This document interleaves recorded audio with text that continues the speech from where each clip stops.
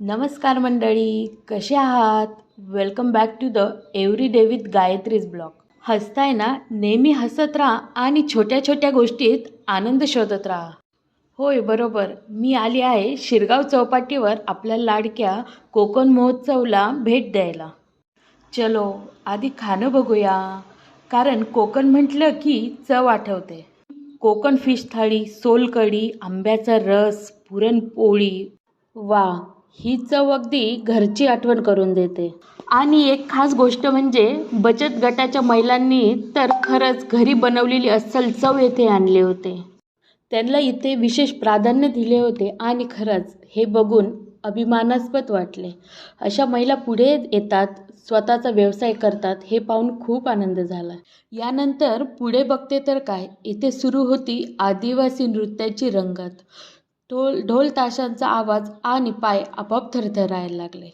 यांच्या प्रत्येक स्टेपमध्ये परंपरा दिसतात, चेहऱ्यावर आनंद आणि अंगात जबरदस्त ऊर्जा दिसते. चला तर मंडळी, बघूया निसर्गाशी जोडलेली संस्कृती आणि मातीशी नातं जपणारी परंपरा.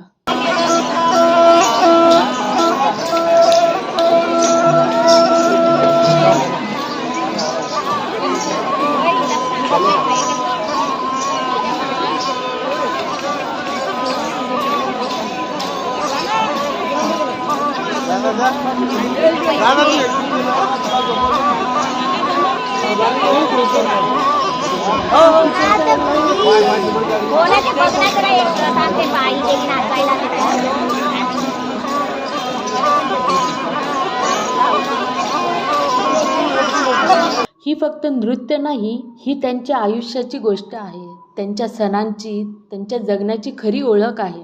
चला तर मंडळी, अजून खूप काही बाकी आहे, ते सगळं दाखवते नेक्स्ट ब्लॉगमध्ये. तोपर्यंत आनंदी राहा आणि हसत राहा.